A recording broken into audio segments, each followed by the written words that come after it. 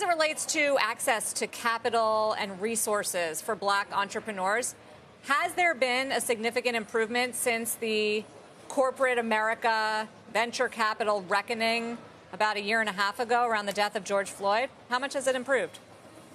It's slightly improved. I think there's a lot of different criteria now that Fortune 500, Fortune 100 companies have, but it's going to take time to catch up. But yes, there is a great attitude about trying to make sure they give access to capital to a lot of these small businesses, black and brown businesses. So I am seeing a slow change, and Black Entrepreneurs Day is a typical example on how all these companies help give away these grants that did not take any percentage of these black companies' businesses. So I'm definitely seeing a slow but steady growth.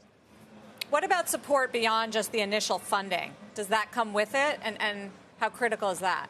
Absolutely. Mentorship is critical because it's about education and understanding how to even take in capital. A lot of times businesses are not structured and the fundamentals of the businesses aren't there to be able to take in capital. So that's extremely critical. It's not just money. It's the operations.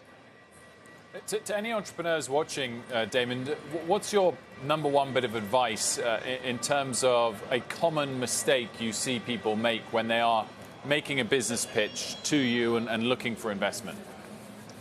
Well, a common mistake is not having an education and thinking the money is going to solve everything. Sometimes money highlights your weaknesses. If you have social media conversion that is very slow or not really clicking, spending more money is not going to do that. If getting more inventory and the inventory is not good inventory, well, now you have a lot of inventory that's actually bad. Overfunding often is the biggest mistake instead of learning what you need to do and build a customer base and understanding your product and understanding who your customer is.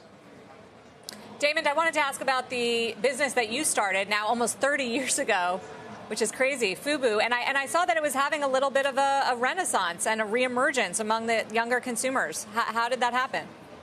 Yeah, absolutely. Listen, we just touched on it, as of what happened last year, a lot of people were very sensitive about supporting black businesses. And plus, fashion always comes back 20, 30 years, later. And we've been doing really well also in Germany and Philippines and other places, and just coming back around. I think FUBU was kind of like the first hashtag of clothing, and kids are relating to it, and we love it. We love the resurgence of it. Wanted to ask, Daymond, your take on the current supply chain pressures that we're seeing globally, really, including, of course, in the U.S.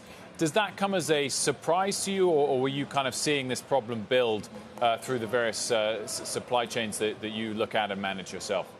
Yeah, I've been seeing this problem build. I think it's problematic. I think it's going to be great for American manufacturing. We're going to start setting up a lot of systems in America to not be at the mercy. But in my business, listen, if people are lying to each other down the chain, I can't deliver a shirt to you no matter how much raw goods I have or how much dye I have. The buttons aren't there. Well, then I can't deliver anything to you. So, and when you're talking about complex things such as, industrial materials, stoves, various other things, you have thousands of parts, and everybody's not going to deliver on time. And what's going to happen is going to create a lot of bad challenges, a lot of problem for the consumer and for the retail, because people do not like uncertainty.